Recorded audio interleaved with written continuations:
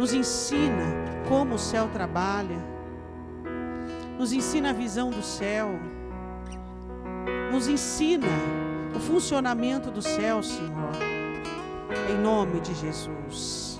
Amém? Abra comigo a sua Bíblia em Gênesis capítulo 11.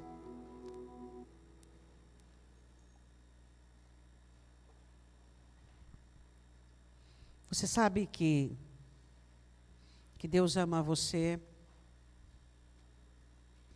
e Deus tem trabalhado há muito pela sua vida, para reconstruir a sua vida, para abençoar você.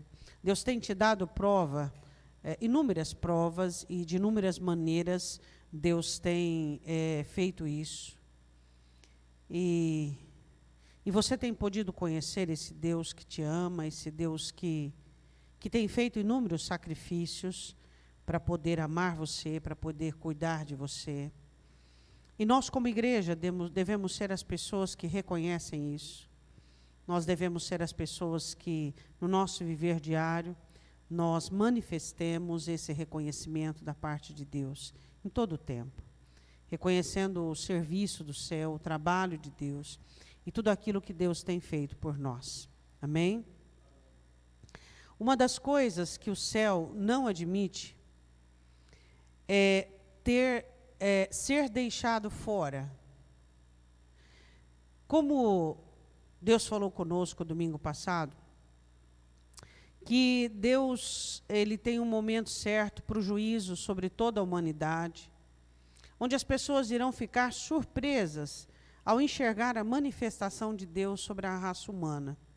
Por que algumas pessoas ficarão surpresas? Porque não procuram conhecer o Deus que ama, e o Deus que trabalha, e o Deus que corrige, e o Deus de juízo. Gênesis 11. E era toda a terra de uma mesma língua e de uma mesma fala. E aconteceu que, partindo eles do Oriente, acharam um vale na terra de Sinar, e habitaram ali. E disseram uns aos outros: Eia, façamos tijolos e queimemo-los bem, e foi-lhes o tijolo por pedra e o betume por cal. E disseram: Eia, edifiquemos nós uma cidade e uma torre cujo cume toque nos céus. Façamo-nos um nome para que não sejamos espalhados sobre a face de toda a terra. Então desceu o Senhor para ver a cidade e a torre que os filhos dos homens edificavam. E o Senhor disse: Eis que o povo é um, e todos têm uma mesma língua, isto é, o que começam a fazer. E agora não haverá restrição para tudo o que eles intentarem fazer. Eia, desçamos e confundamos ali a sua língua, para que não entenda um a língua do outro. Assim o Senhor os espalhou dali, sobre a face de toda a terra, e cessaram de edificar a cidade. Por isso se chamou o seu nome Babel, porquanto ali confundiu o Senhor a língua de toda a terra, e dali espalhou o Senhor sobre a face de toda a terra. Pode assentar-se.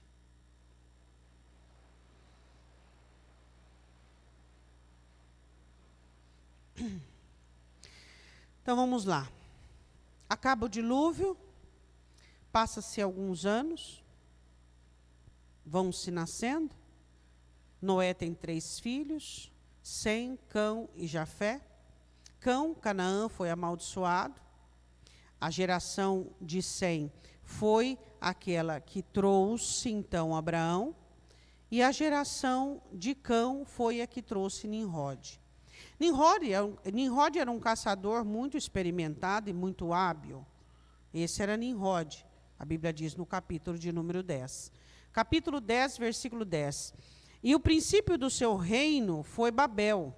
Está falando de quem? Versículo 9. De Nimrod, um grande caçador.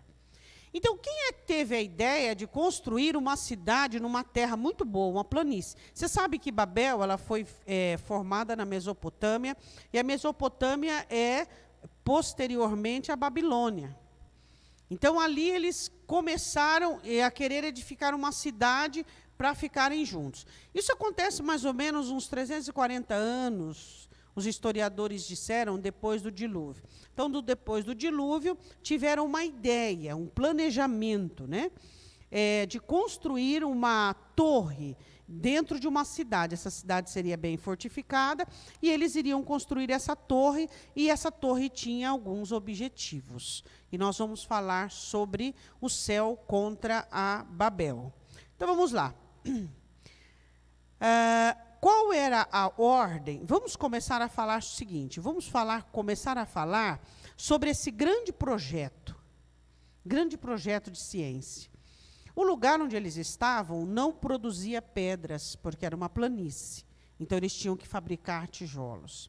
Os tijolos, já foi dito no versículo de número 3, que eles tinham que ser bem queimados no fogo. Então, construíram uma fornalha gigante para queimar tijolos. Não tinham cal, então pegaram o betume para poder servir de cal. Tinha que ser uma construção bem forte, porque eles tinham que levantá-la até em cima. Esse era o objetivo deles. Então, vamos lá, vamos começar a falar um pouquinho sobre as habilidades, sobre a ciência, sobre a tecnologia, sobre tudo aquilo que o homem emprestou, tudo que Deus emprestou para o homem. Tudo que Deus emprestou para o homem. O que foi? O homem é um ser incrível.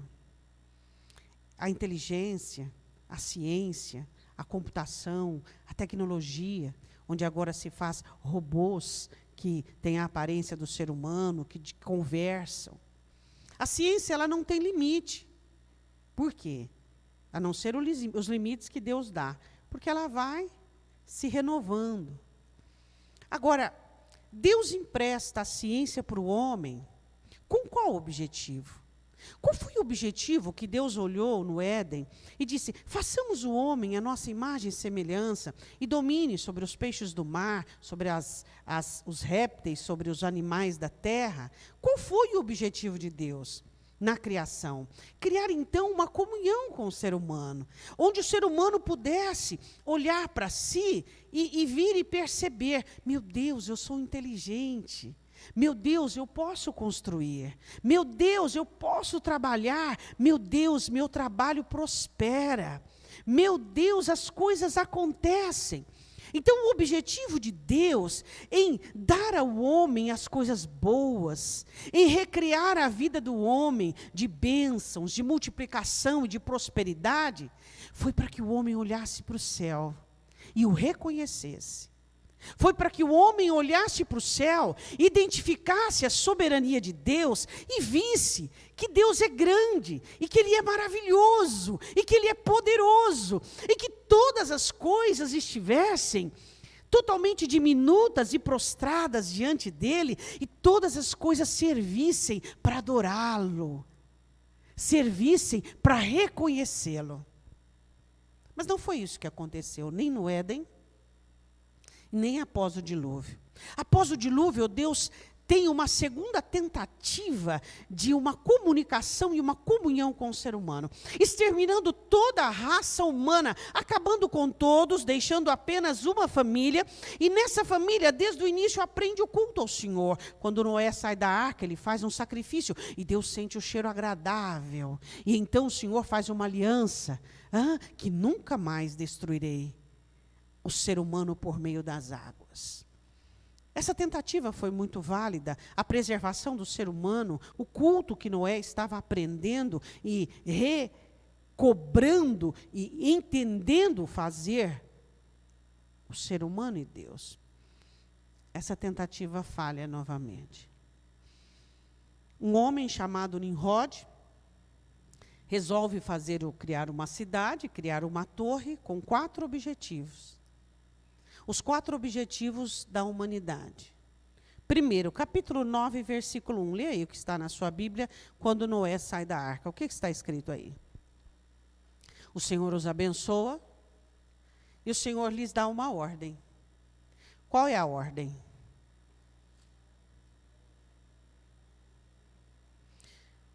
Frutificar, multiplicar e encher a terra. Ou seja, vocês vão se expandir.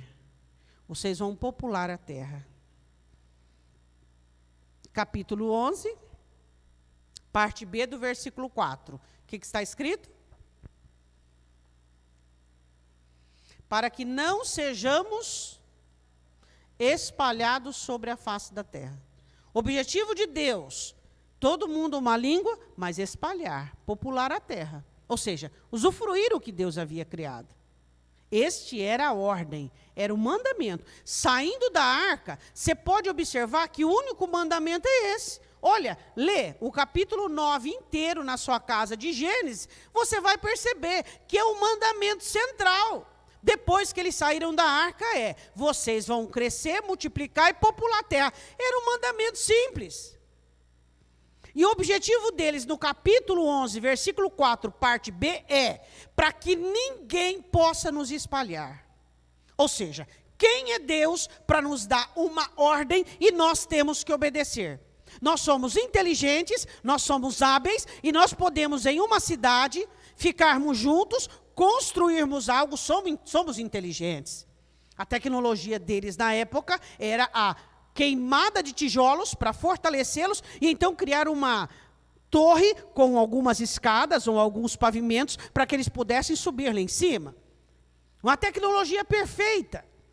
Quem é Deus para que nos dê uma ordem que seja contra aquilo que nós queremos?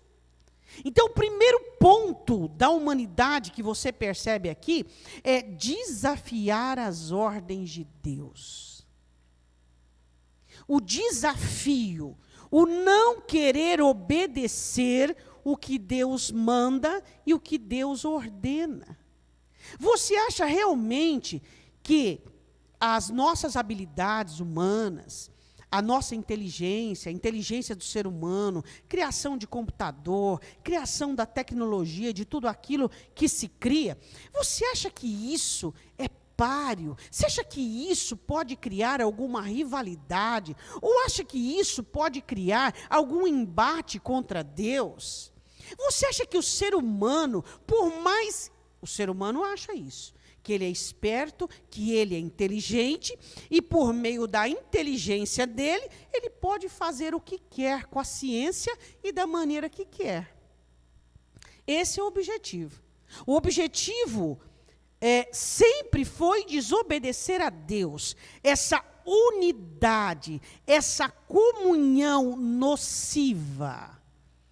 A comunhão é saudável a partir da base, dependendo da base. Não é toda comunhão que é saudável. Não é toda aliança que é saudável. Não é toda unidade que é saudável. Não. O câncer é uma unidade que não é saudável. Toda unidade é saudável? Não. Por quê? Como você julga uma comunhão insalubre? Pela base. É a base que diz para você se é saudável ou não. E essa comunhão que eles procuravam. Nós falamos uma mesma língua, então nós vamos levantar, erigir uma torre, construir uma cidade para que ninguém possa nos espalhar. Contra o mandado, contra a ordem de Deus. Quantas comunhões na Bíblia que você vê que é insalubre? Quem lembra de Atos 5? Ananias e Safira. Os dois dividiam do mesmo posicionamento. Quanta comunhão na Bíblia, por exemplo, quando o povo dizia Barrabás, Barrabás, Barrabás, todos numa só voz. Quem diz que toda comunhão vem de Deus? Quem diz que toda unidade vem de Deus? Quem disse isso? Será que nós cristãos temos perdido a individualidade, a identidade e o caráter de protestarmos? Será que como cristãos nós temos perdido a capacidade de sermos diferentes e batermos de frente com tudo aquilo que quer nos fazer similar a este mundo? O porquê você acha que muitos de nós não sofremos perseguições? O porquê que você acha que muitos de nós vivemos uma vida confortável? Porque o mundo não nos odeia. Porque nós somos simpatizantes do mundo. A grande questão que eu e você e muitos de nós não sofremos agravos, perseguições, tribulações com respeito a este mundo, não é porque vivemos num país laico, não. Não, o mundo é mundo desde que o homem saiu do Éden. É porque nós somos simpáticos. Jesus disse: em qualquer lugar, em qualquer nação, em qualquer estado, em qualquer maneira, o mundo vai odiar vocês. O mundo vai perseguir vocês. E onde está a perseguição? Onde está? Na falta do quê? Na falta de nós protestarmos. Na falta de nós buscarmos uma unidade maligna. Uma comunhão maligna. Quer que eu te dou um exemplo? Vou te dar um exemplo agora, eu vou pedir para você. Você está com o seu celular aí? Então tá, se ele tiver a mão, pega o seu celular. Pega ele. E põe ele perto da Bíblia. Você quer um exemplo? Põe ele perto da Bíblia. Põe. Pega o seu celular, põe perto da Bíblia. Diz para mim. O mundo jaz no maligno.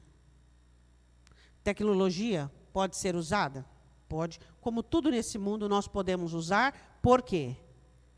Porque é Deus quem emprestou a ciência para o ser humano. Podemos usar tudo que os ímpios criam. Mas Paulo diz assim: não abuseis. Fala para mim. O que na sua vida é mais importante para você? Seja sincero, o seu celular ou a sua Bíblia? Como crente tapado, sem exame, você diz: lógico, a minha Bíblia. Mas faça o exame. Qual deles você consulta mais no dia? Qual deles usa mais o seu tempo? Você confia hoje que o Instagram vai trazer clientes ou que Deus tem te abençoado e que vai abrir as portas para você? Essa é a grande questão que nós precisamos entender e resolver entre nós. Será que nós não temos construído Babéis também? Não temos levantado monumentos que desafiam a obediência a Deus? O que você usa mais? Qual tempo que você gasta mais? A Bíblia ou o seu celular? Você tem certeza que você quer ir para o céu? Você tem certeza que você ama o Deus do céu? Você tem certeza disso? Nós dizemos coisas que não são verdades e deixamos de dizer coisas que são verdades. Porque a ciência, ela tem tomado o lugar de Deus. A primeira coisa que você vê aqui, no versículo de número 3, é a ciência. Façamos tijolos, uma programação, uma logística apurada e perfeita. Qual é a sua ciência? Qual é a sua programação? Você confia mais na sua ciência? Você confia mais nas propagandas do seu Instagram do que na bênção de Deus? Você confia mais na maneira em que você lida com o seu trabalho, com a sua vida, a sua ciência, a sua dinâmica, a sua projeção do que em Deus? Será que não temos trocado Deus pela nossa ciência particular? Cada um de nós temos a nossa ciência particular. Isso é certo? Não. Isso é errado. Quantas vezes você confia muito mais em algo, em alguma coisa, do que em Deus? Quem te protege é Deus, quem te ama é Deus, quem cuida de você é Deus, quem te guarda, quem te cerca, quem te abençoa, quem te salva é Deus. E se você colocá-lo em segundo lugar, isso não vai ficar barato, nem para você, nem para qualquer um que tentar fazer isso. Não fica barato. Aí você diz: pastora, mas está ficando barato. Faz 2000 anos que o ser humano está se distanciando de Deus e formando pela ciência, pela tecnologia, as suas babéis, estão criando e formando. Calma, calma. O juízo final vai vir, porque esse vai ser final. A exclusão no Éden, um juízo. Noé, dilúvio, um juízo. E assim outros juízos virão, mas vai existir o juízo final. Primeira questão deles era formar um edifício do qual eles pudessem fazer o que quisessem e não obedecessem a Deus. Deixa eu perguntar uma coisa para você. Fala para mim 3 situações ruins na sua vida. Ruins. Vamos diminuir, vamos lá. Às vezes sua vida está tão boa. Fala só 2 aí para você. 2 situações boas na sua vida. 2 situações ruins na sua vida. Ruins. Eu vou te dar aqui um segredo para você resolver elas em questão de curto tempo. Obedeça a Deus. Observe o mandamento que você está ignorando. Obedeça a Deus, que essas situações irão se resolver. Todas as situações ruins da sua vida é porque existe a ignorância de um mandamento e a preferência de uma ótica particular, um achismo particular, uma maneira de você resolver as coisas. Não é a minha maneira, não é a sua maneira, é o jeito de Deus que dá certo. Nenhum casamento fica de pé sem ser a maneira de Deus. Nenhuma vida fica de pé sem ser a maneira de Deus. Não há vida que consiga ter sustentabilidade sem a maneira de Deus. Não há prosperidade sem a maneira de Deus. É a maneira de Deus. Não é o progresso. Não é a tecnologia, não é a ciência, não é a inteligência humana, é Deus, sempre foi Deus, e é do jeito de Deus. Eu preciso entender isso a cada dia, e você precisa entender isso a cada dia, que não é a substituição, não substitua Deus por nada, por nenhuma habilidade e nenhuma queimação de tijolos. Entende? Segundo ponto. A terra havia sido devastada pelo dilúvio. Isso era algo muito operante na cultura deles. Deus destruiu a humanidade por meio do dilúvio. Façamos uma torre muito alta, onde as águas podem chegar, mas não alcançar o topo. Uma torre que toque no céu. Segundo ponto é, eles queriam evitar o juízo de Deus. Evitar o juízo de Deus. Interessante isso, não é mesmo?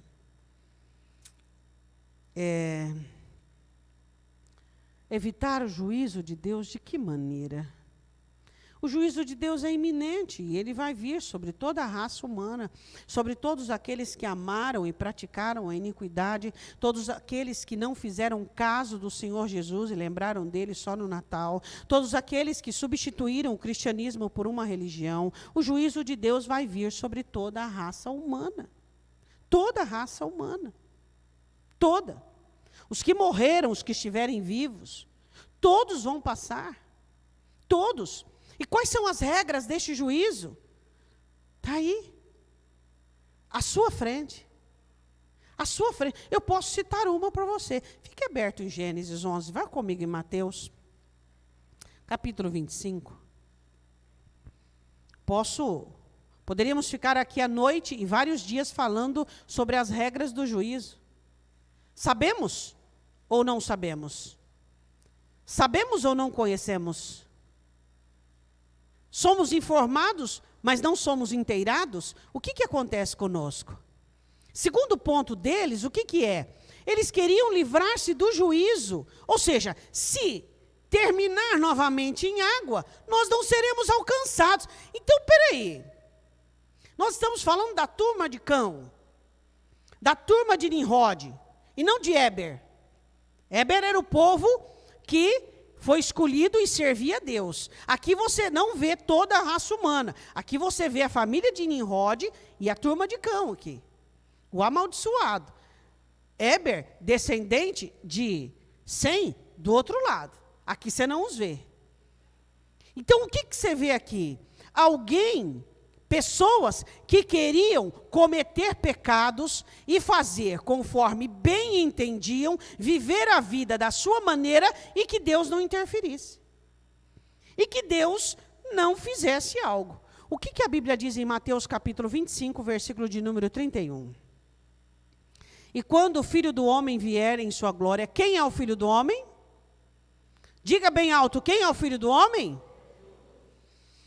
todos os seus santos anjos com ele, então se assentará no trono da sua glória. Todas as nações serão reunidas diante dele, e apartará uns dos outros, como o pastor aparta os bodes das ovelhas. Porá as ovelhas à sua direita, mas os bodes à sua esquerda. Então dirá o rei aos que estiverem à sua direita: vinde, benditos de meu Pai, possuí por herança o reino que vos está preparado desde a fundação do mundo. Por quê?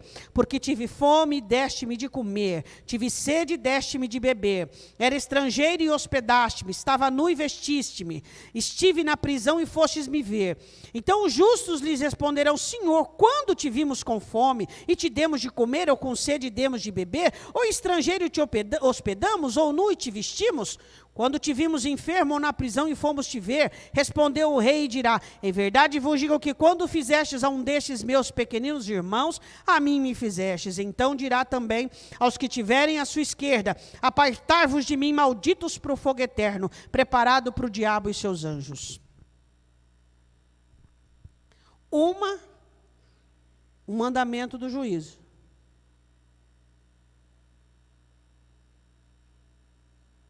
Como que você consegue fazer, ter, agir, produzir, multiplicar, frutificar, se não por meio do Espírito Santo? Não são obras vazias do Espírito Santo, mas cheios de óleo, cheios de unção, cheios de graça do Senhor. Isso é uma das questões do juízo. Volte comigo em Gênesis capítulo 11.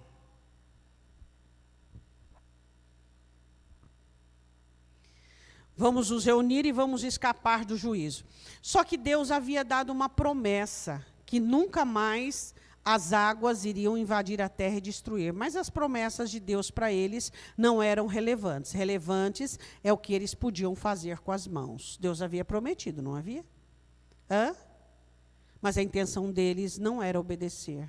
Por isso eles não precisavam mais depender da promessa na mente deles. Eles podiam construir a Babel. Até aqui, o que você tem entendido sobre a Babel? Primeiro, a tecnologia, a modernidade, o progresso, substituindo a comunhão com Deus. Hoje tem tanta distração, não é mesmo? Quantas distrações? Quantas coisas distraem você? Quantas coisas foram criadas para que o seu tempo fosse perdido? O apóstolo Paulo diz: remira o tempo, porque os dias são maus. Quanto o diabo tem trabalhado por meio da tecnologia para que você tenha mais tempo? Telefone, carro, mais tempo para quê? Mas ao mesmo tempo vamos ocupá-los. De que maneira que os crentes são ocupados hoje? De que maneira os crentes são ocupados? Onde é que os crentes vão se distrair hoje em dia? Onde eles vão se entreter? Onde eles vão relaxar? Onde os crentes relaxam? Onde eles descansam? Onde? Onde eles distraem, cansados na sexta-feira?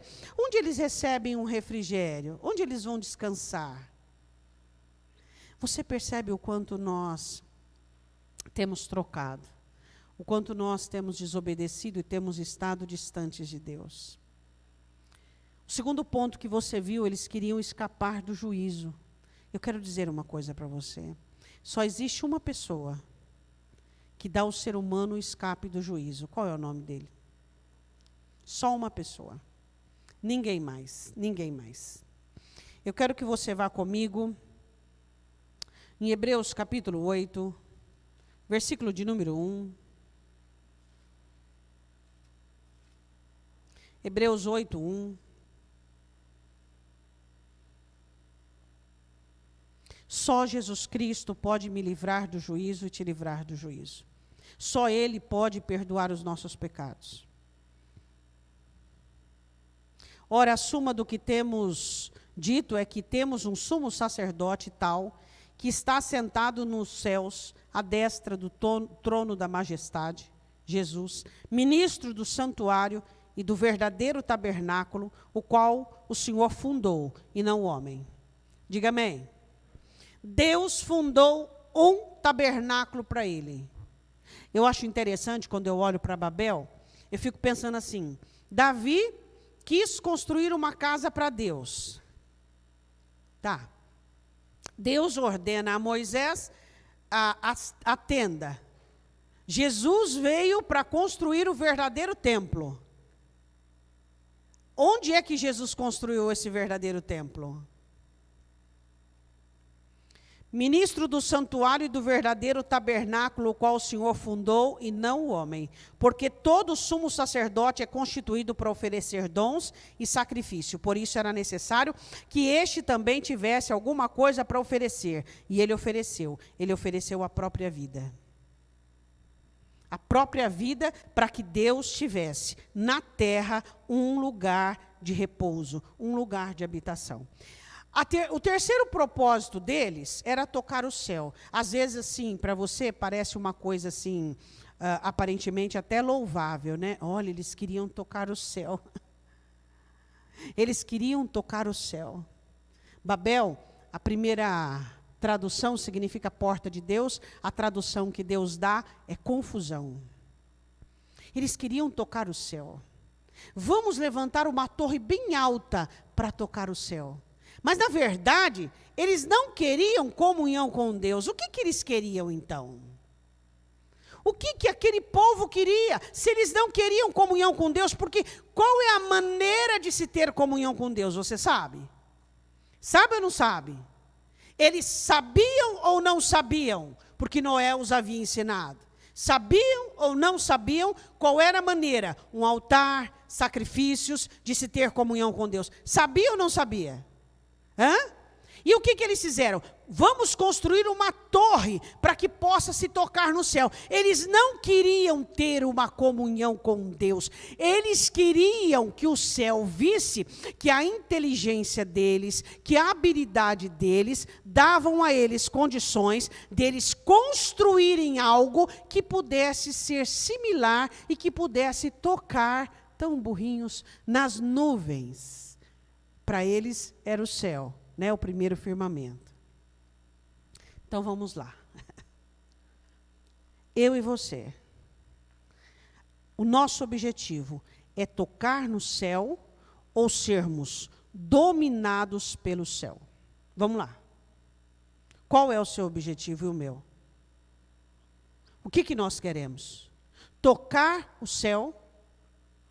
Ou que o céu toque em nós? Eu não quero que o céu toque em mim.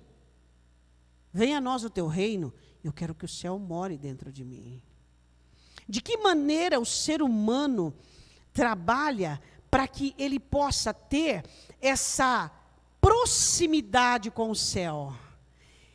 Quando eu quero a proximidade com o céu, tem alguma coisa errada comigo. Eu não posso querer uma proximidade com o céu. Por quê? Porque eu preciso estar dentro dele. E o céu dentro de mim. Quando eu quero uma proximidade com o céu, eu sou pior que um ímpio. Porque o ímpio não quer nada com o céu. Ele não quer saber do céu. Ele sabe quem ele serve e para onde ele vai. Por isso que Jesus diz, quando vocês forem formar uma torre ou construir algo, pensem bem no que vocês estão fazendo. Por quê? Porque eu e você não estamos fingindo que vamos para o céu. Não estamos fazendo de conta que vamos para o céu. Nós precisamos entender que tudo que fazemos tem que ser para valer. Você tem intenção de tocar no céu ou de entrar dentro dele? Quem são os que querem apenas tocar no céu? Criar uma proximidade com o céu para que a sua consciência, para que o seu estado de consciência, para que a sua sensação de aflição diminua. Vamos lá. De que maneira? Vamos falar de nós que somos crentes. De que maneira os crentes trabalham para criar uma proximidade com o céu, desde que seja satisfatória, para que não haja acusações nem implicações negativas com respeito à consciência? Que este povo que se aproxima de mim e com os seus lábios me louvam e estendem as suas mãos, mas o seu coração está longe. Você escuta, mas não ouve. Às vezes ouve, mas não pratica. Sua vida continua na mesma metodologia que você planejou. Você planeja e vive o que você planejou. Da mesma maneira que você planeja. E assim vai a sua vida, entrando dias e saindo dias.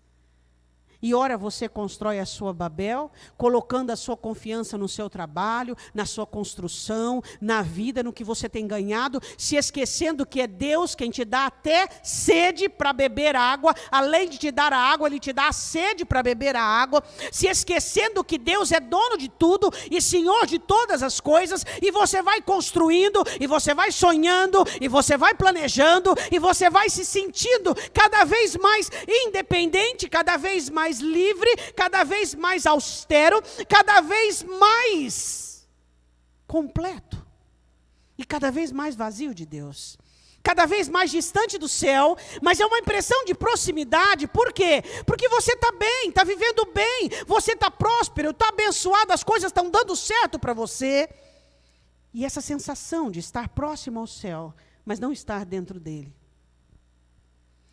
Eu e você não vivemos de sensações. A sensação não nos satisfaz. Ter a sensação que você está próximo do céu, ter a sensação, ter sentimentos que me aproximam de Deus, ter sensações. Eu não vivo disso e você não vive disso. Nós vivemos de rudimento e de base. Nós vivemos de certezas e de convicções. Eu preciso ter certezas e você precisa ter certeza. E qual é a principal certeza que temos que ter? Que eu, dentro da minha vida, estou agradando a Deus, porque eu não sei se amanhã vou estar aqui. Tem que ser o hoje e o agora. Agora. Se as coisas que você vive, seu trabalho e todas as construções que você faz, têm te distanciado de Deus, eu quero te perguntar, para que tudo isso? Para que tudo isso? Para que tudo isso? Você já parou para prestar atenção? Para que tudo isso?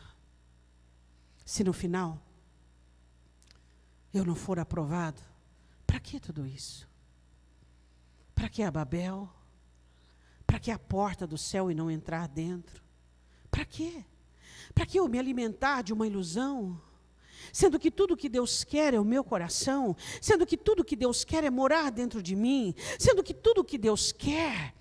E se eu for chamado hoje para a eternidade, você diz, eu não levo nada daqui, a não ser aquilo que eu construí para Deus, e o que eu tenho construído para Deus, e o que eu tenho feito para a glória dEle, e o que realmente eu tenho trabalhado para servir a Deus.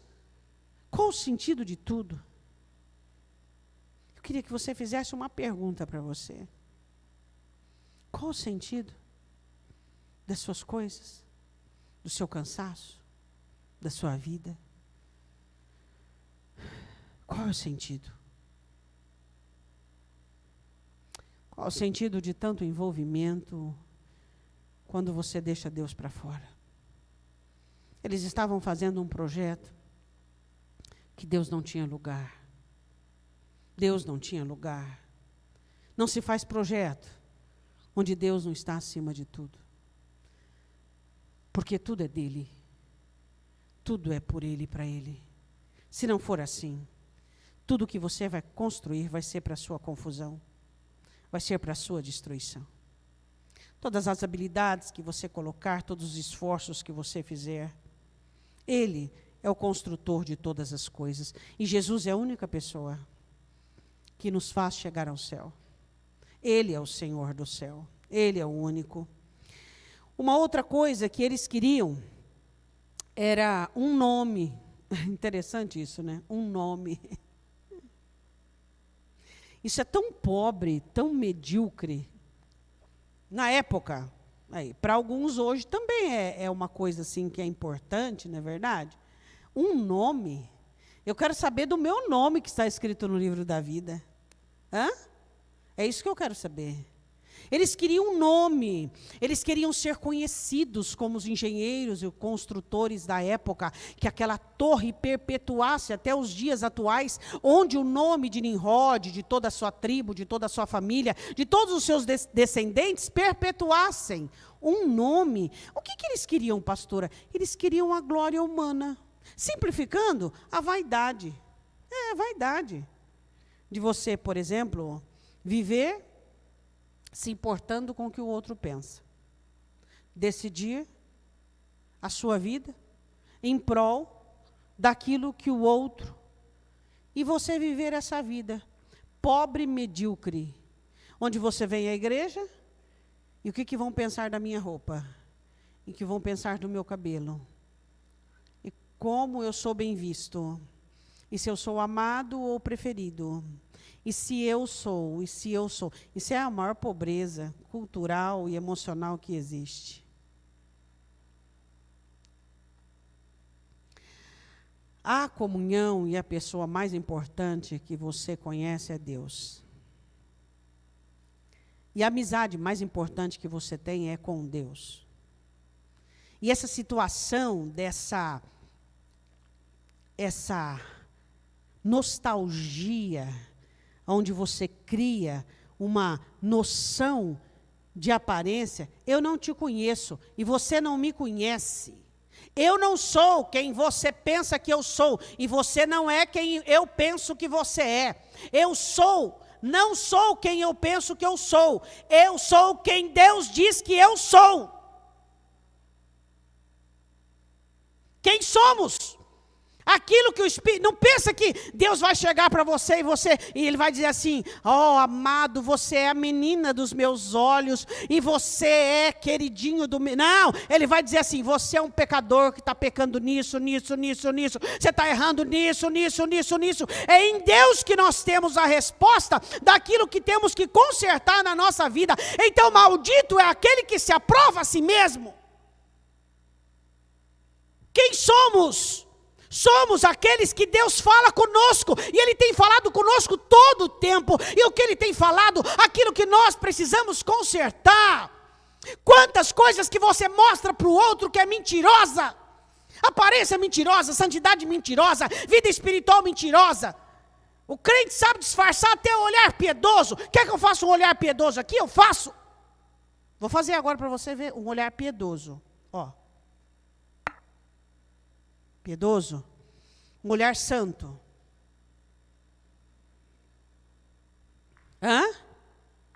Fora as posturas.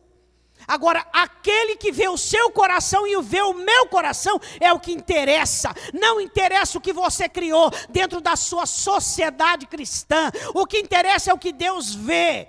Façamos um nome, sejamos reconhecidos. Eu sou reconhecido como fulano de tal. Toda vez que eu falo de nome, eu me lembro de um episódio muito triste. Um certo empresário chegou para mim e disse assim, eu sou fulano de tal. Como que eu posso vir aqui na igreja e ouvir que eu não sou nada? Eu falei, pois é, você é menos que nada depois que você falou isso. Um nome? Será que nós temos sido enganados a tal ponto? Você acha que realmente importa você mentir e viver uma vida de falsidade para criar uma nostalgia de impressão? Por quê? Por vaidade? Por glória humana? Você deixou de ser comedor de arroz e feijão? Não! Então todos nós somos iguais, miseráveis, e precisamos da graça e misericórdia de Deus. Não queremos nada, só queremos agradá-lo. É isso que nós queremos do profundo do nosso coração. É isso que nós queremos. É isso que nós queremos. É isso que nós queremos. Queremos servir a Deus. Queremos que Jesus volte, queremos o arrebatamento da igreja, queremos o nosso novo nome escrito no livro da vida, queremos a nossa salvação e a nossa redenção. Mateus capítulo 4, a terceira tentação de Satanás universal. Mateus capítulo 4, versículo de número 8. Mateus capítulo 4, versículo 8. Existe uma palavra que significa zigurate. Significa torre mais templo. Começou em Babel, onde o homem começou a fazer torres com templos, com o significado de buscar diante de Deus um posicionamento humano, onde o ser humano se impõe diante de Deus. Mateus capítulo 4, versículo 8, novamente o transportou o diabo para um monte muito alto, a tentação de Jesus, mostrou-lhe todos os reinos do mundo e a glória deles. Sei lá, não sei, né? Será que a sua roupa faz você? Será que o seu carro faz você? Será que se você mora num bairro, num condomínio, isso aí interfere em alguma coisa na sua vida espiritual? Será que depende do carro que você anda? Será que depende? Como é que é o negócio? Como é que é o negócio? Se você compra um carro melhor, você se sente mais elevado. Se você mora numa casa melhor, você se sente mais elevado. Se você põe uma roupa melhor, você se sente mais elevado. Isso é coisa de gente carnal, não é coisa de crente.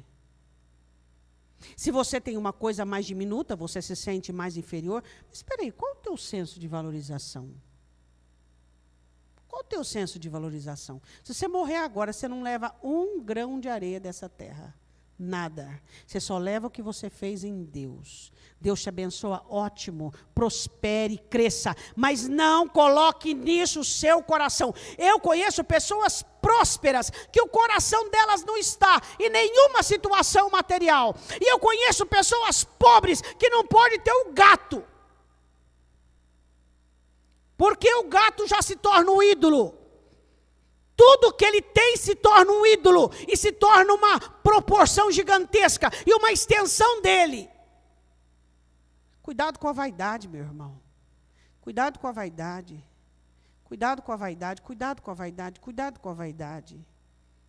Cuidado. Cuidado com a vaidade. Vai-te, Satanás. E disse, versículo 9, tudo isto te darei se prostrado me adorares. Então disse, vai, Satanás, porque está escrito, ao Senhor teu Deus adorarás, e só a Ele servirás. Diga amém. Bom, deixa eu dizer uma coisa para você. Mateus capítulo 16. O que é que Jesus edificou para ser aquela que destrói as portas do inferno, e aquela que vai ser reconhecida no céu, e o céu está esperando a chegada dela? Mateus capítulo 16, versículo 18. Também eu te digo que tu és Pedro, e sobre esta pedra edificarei a minha igreja, e as portas do inferno não prevalecerão contra ela. E te darei as chaves do reino dos céus, e tudo que ligares na terra será ligado nos céus, e tudo que desligares na terra será desligado nos céus. Igreja, agora eu quero que você vá comigo em João capítulo 14. João 14. Eu quero te mostrar a maneira que Deus fez para que ele pudesse ter comunhão com o ser humano. Jesus Cristo. É a única maneira, é a única forma. Nenhuma construção humana, nenhuma religião, nenhuma forma de servir a Deus é certa. Você tem a sua forma de servir a Deus, então ela é errada. Por quê? Porque a única forma certa de servir a Deus é Jesus Cristo. E você vai aprender todos os dias com Ele. Jesus é a única forma certa de servir a Deus. Tira da sua cabeça que o seu jeito de servir a Deus é certo. Você está ali redondinho, né? Todo agendadinho. Ora quando quer, vem na igreja quando pode, jejua uma vez lá, não sei quando. Essa forma está errada. Sente o que quer, pensa o que quer, arrepende de vez em quando, de preferência na ceia. Está errada. O jeito certo de servir a Deus é por meio de Jesus Cristo. E ninguém vai entrar no céu. Pode chegar até a porta, mas será reprovado sem Jesus Cristo. Ninguém, porque não há outro nome pelo qual somos salvos, senão Jesus Cristo. Já dizia Pedro. Diga amém. João capítulo 14, versículo 23. Simples e objetivo. Disse-lhe, se alguém me ama, todo mundo diz que ama Jesus, todo mundo diz que ama a Deus. Mas existe uma prova para quem ama a Deus. Qual que é a próxima parte do versículo? O que é guardar a palavra, obedecer? O que não está dando certo na sua vida? É porque você ignorou o mandamento, ignorou o céu. O ser humano, ele é totalmente tendencioso a criar construções na terra. E ele esquece de construir para o céu. Ele é totalmente tendencioso a ignorar o céu. Totalmente. Lute para que isso não aconteça com você. Batalhe para que isso não aconteça com você. Não ignore o céu. Não esqueça o céu, de forma alguma. O céu é a maior verdade que existe. O fim de todas as coisas é a maior verdade que existe. Tudo isso aqui vai acabar. Não vai ficar pedra sobre pedra. Tudo vai acabar. Tudo vai acabar. Tudo isso vai acabar. Tudo. E aí, você viveu para quê? Para quê? Lógico. Pode trabalhar, tem que trabalhar. Tem que ter família, vai ter família. Só que não põe Deus para fora. Pastora, não é que eu ponho Deus para fora, é que ele fica em último lugar, mas não estou pondo Deus para fora. É porque eu não tenho muito tempo. É que tudo me toma muito tempo, me toma muito meu coração. Não é que eu ponho Deus para fora, é que não dá tempo. Mas peraí, como assim? Não dá tempo. Deus tem que estar em primeiro lugar na sua vida. Em primeiro lugar, Ele tem que ser o grande amor da sua vida, o grande sentido da sua existência. Sua oração de manhã antes de sair de casa tem que ser para Ele. Na hora da sua refeição, o seu tempo diário de comunhão com Deus. Pelo amor de Deus, para com essa maldição desse celular. Para com isso, viciado. Tem crente viciado em celular, que fica o dia inteiro no celular. Pelo amor de Deus, se converta. Se converta. Vai abrir a sua Bíblia, vai ler a sua Bíblia, vai falar com Deus. O céu está mais perto do que você pensa. Pelo amor de Deus. Você acha que realmente a porcaria desse Instagram, que está te abençoando, que está te dando seguidor, quem te abençoa é o céu, quem abre a porta para você é o céu.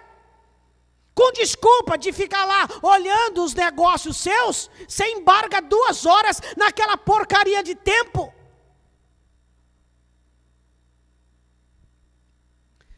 Tecnologia substituindo a ação do Espírito Santo, a presença do Espírito Santo. Não se ouvem mais canções, não se adoram mais, não se busca mais. E para também com essa idiotice de ficar postando, não sei se você posta, porque eu não vejo, então eu posso falar, porque eu não vejo, não sei ver esse negócio. Ficar postando, isso é ridículo, isso não é coisa de crente, isso é coisa de ímpio que não tem o que fazer. Fica postando que você foi aonde? Você foi na praia, ninguém tem que saber. Você foi jantar fora, ninguém tem que saber. Você é sua família. Você aprendeu que a vida tem que ser segredada. Você não tem que postar nada para ninguém admirar, ninguém curtir. Você não tem esse negócio. Tenha a sua vida diante de Deus. Viva a sua vida, trabalhe. Seja um bom trabalhador, um bom cristão. Produza frutos, busque a Deus. É isso que você tem que fazer. É assim que você tem que viver.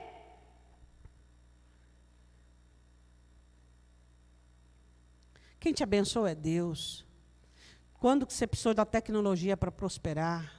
Para ficar viciado naquela porcaria? Não, porque eu sou uma pessoa de negócio.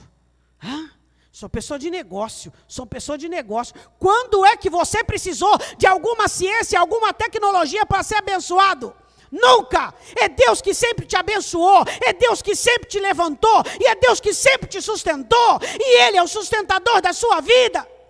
Nós temos criado verdadeiras Babéis, levantado e adorado, para quê? Para proximidade do céu. Eu não quero ser próximo ao céu, nem você. Nós queremos estar dentro dele e queremos que o céu esteja dentro de nós. Jesus disse, aquele que me amar guardará a minha palavra. Lê o versículo, a parte B do versículo, e eu e o Pai viremos para ele e faremos nele morada. Se você quer ser morada de Deus e morada do Espírito Santo, ame a palavra e pratique. Para terminar o versículo, ele diz assim, e meu Pai o amará, e viremos para ele e faremos nele morada. Quero que você volte comigo para nós encerrarmos em Gênesis capítulo 11. Comunhão nociva. Você está perto do seu cônjuge aí? Vê se você tem uma comunhão de Babel com ele. Um não ora, o outro não ora. Um não quer vir na igreja, o outro não vem. Um peca, o outro peca. Vamos fazer coisinha errada? Vamos fazer coisinha errada. Hã? Jesus deixou bem claro. 2 estarão deitados numa cama. Um será levado, outro será deixado. Você não é responsável pela vida espiritual de ninguém. Vida espiritual não tem fusão. A única pessoa que nos une, a unidade das pessoas vem por meio do Espírito Santo, das coisas espirituais. Hã? Mulher fria, marido frio. Mulher desobediente, marido desobediente. Ananias e Safira. A síndrome de Ananias e Safira, onde as pessoas comungam o mesmo nível espiritual. Sai da igreja dentro do carro, os 2 falando mal dos crentes. Os 2 falando mal do culto. E o diabo atrás, sentado no banco de trás. Comunhão nociva. Desde que você tenha comunhão com uma pessoa, é para que ela te aproxime de Deus, é para que te levante até Deus. Não, agora vai lá uma pessoa bater papo com você, para que você fique sabendo as informações, agora não mais, né? Ó, esse Covid, eu vou falar uma coisa para você, foi a bênção que ele trouxe, você não sabe. Quando é que você ouve agora os crentes falando mal um do outro? Precisou do Covid para os crentes parar de ser linguarudo. Fofoqueiro. Não fala. Às vezes sai uma coisinha aqui, outra ali, mas não fala mais. Não fala mais. Por quê? O povo ficou meio assustado. Meio assustado. Não sei até quando. Não sei até quando. Mas a peste, ela trouxe um certo, assim, medo e uma certa... Opa, peraí. Deixa eu pecar menos. Esse pecado aí, não dá não. Hã? Isso para nós aqui é uma maravilha. Uma maravilha. A pior coisa que tem é uma igreja fofoqueira, que fala mal um do outro. Igual você, pai e mãe, vê teus filhos brigando. Você gosta disso? Então. Ninguém gosta de ter uma família onde um fala mal do outro e onde um gosta que vê o outro tá caindo, vê o outro nu, vê o outro com problema e gosta e faz daquilo uma proclamação. É horrível isso aí. Horrível. Unidade nociva. Cuidado com a comunhão e com a unidade. Gênesis capítulo 11, versículo de número 6. O povo é um. Todos têm uma mesma língua. Cuidado com coisas que são empáticas, parecidas. Cuidado. Oi, eu sou parecido com você nisso. Vamos ver se é coisa boa ou ruim. Vamos ver se é coisa boa e for ruim, nós dois tá mal. Hã? Começaram a fazer. Não haverá restrição para tudo o que eles intentam fazer. Deus falou assim, vamos confundi-los. E desçamos e confundamos, e ali hoje existem várias línguas e várias nações. Então as línguas foram divididas. Então por isso hoje a nossa dificuldade, por exemplo, você fala em português, tem uma dificuldade de aprender uma outra língua, e tem que fazer um monte de aula é devido a isso aqui, ó. Assim o Senhor os espalhou dali sobre a face de toda a terra e cessaram de... Acabou tudo. A projeção, acabou o projeto, acabou tudo. Por quê? Porque eles não se entendiam mais. Então, cada um foi para o seu canto. Então, eles foram divididos como? Por meio da identificação da fala. A identificação da fala foi o que trouxe o quê? A unidade deles. Hoje, o que nos identifica? A mesma coisa. A identificação o quê? Do verbo. É Jesus Cristo. O que nos identifica. A nossa comunhão é baseada no quê? No verbo. Se você fala de Deus, se você ama Deus, se você tem o verbo. Então, nós nos identificamos com quem? Com quem fala sobre o verbo, que é Jesus Cristo. Diga amém. São 4 questões que eles queriam. Primeiro, desafiar Deus, por meio da sua tecnologia. Segundo, escapar do juízo. Queriam escapar do juízo. Se Deus, porventura, vamos escapar do juízo. Terceiro, vamos tocar o céu. E por último, queremos um nome, queremos ser reconhecidos. Eu gostaria que você fechasse os seus olhos.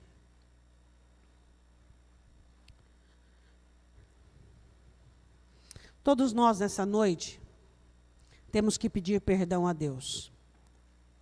Por coisas conhecidas e por aquelas que ainda não conhecemos. Mas todos nós. Você sabe que a Babel se tornou na Babilônia, mesmo lugar, Sinar. E Apocalipse 17 diz que o Senhor diz assim: sai dela, povo meu. O Senhor destrói a Babilônia, com todos os seus negócios e as suas especiarias que dava prostituição ao mundo. Satanás ainda consegue enganar alguns e fazer com que algumas pessoas acreditem que elas podem, que elas conseguem e que elas são alguém sem Deus. Você não pode nada sem Deus. Você não é nada sem Deus. Você não é ninguém sem Jesus Cristo. Jesus é a única pessoa que pode te fazer alguém, que pode te dar uma identidade. Esquece agora onde você chegou, esquece sua habilidade, esquece sua inteligência, esquece todas as suas técnicas e olha se dentro do seu coração está sendo levantado uma estrutura onde você tem adorado as suas obras e adorado as suas conquistas e você tem levantado louvores a ti mesmo. Só existe um para ser adorado. Qual é a sua Babel? Quem sabe a sua Babel é a sua família. Quem sabe a sua Babel é seu trabalho. Quem sabe a sua Babel é a sua vida, seus amigos. Quem sabe a sua Babel é a sua religião, seus cargos. Qual é a sua Babel? O que é que você tem colocado em primeiro plano?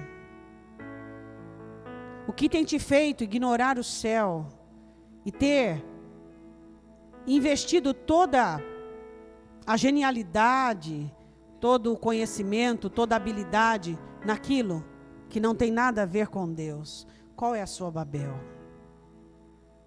Fala com o Senhor agora. Fala com Ele. Esse é o momento de você falar com Deus.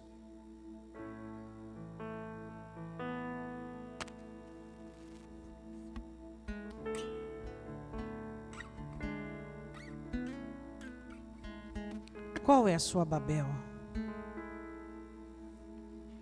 O que tem te levado a investir todos os seus projetos e construções para que você distancie de Deus?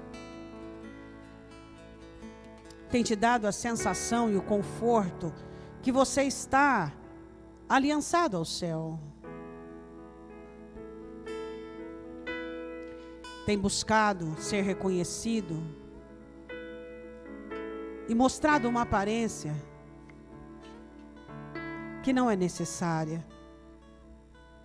Fale com Deus. Fale com o Senhor. Ele quer ouvir a sua oração, a sua confissão. Deus, ouça a sua igreja. A oração que sai do profundo do nosso coração. Perdoa-nos, ó Deus. Só existe uma pedra de esquina, diz Efésios no capítulo 2, do qual todo edifício bem ajustado cresce, que somos nós. Só Jesus é a pedra do edifício do qual somos nós, que somos criados para a Tua glória. Que nós possamos amar acima de tudo o Senhor. Que possamos devotar a Ti a nossa vida. E que o Senhor seja a razão dos nossos dias, de tudo aquilo que fazemos. Que não busquemos o Senhor para o trabalho, nem para a família, mas que façamos do trabalho e da família um altar, onde o Senhor é adorado, onde os sacrifícios são feitos para Ti, Jesus. Você que nesta noite está passando por problemas e por dificuldades. O Espírito Santo está dizendo para você: deixa Jesus entrar nessa Babel, nessa construção que você fez que está te dando problema. Quantas pessoas têm deixado Jesus fora do trabalho, fora do casamento, fora da família, fora da vida espiritual, e é por isso que a confusão tem imperado. Deixa Jesus ocupar o lugar dele, o trono dele dentro do seu coração. Que nada seja construído na sua vida para te afastar de Deus.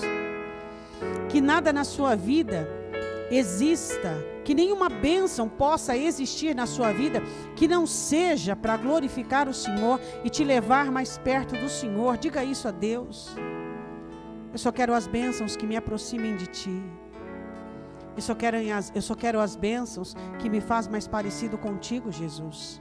Você pode dizer para Ele? As únicas obras que eu quero na minha vida é aquela que o Senhor coloca como base, rudimento, Jesus Cristo. É só o que eu quero. Eu quero que o Senhor seja a pedra da minha família. Diga isso para Ele. Eu quero que o Senhor seja a pedra fundamental do meu trabalho. Eu não quero que o meu trabalho ocupe o primeiro lugar na minha vida, nem a minha família, nem a minha vida. Eu quero o Senhor. Eu gostaria que você se colocasse de pé.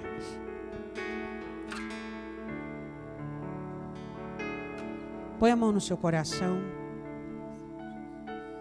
Um dia, Deus vai vir com juízo contra todas as construções, toda a 7ª maravilha, a 8ª, 9ª, 10ª, quantas tiverem, as maravilhas do mundo, Deus vai derrubar e destruir tudo. E as únicas edificações que ficarão e que irão ir para o céu são aqueles que são fundamentados na pedra de esquina, que é Jesus Cristo. Você e eu. Aqueles que amaram a Deus acima de todas as coisas.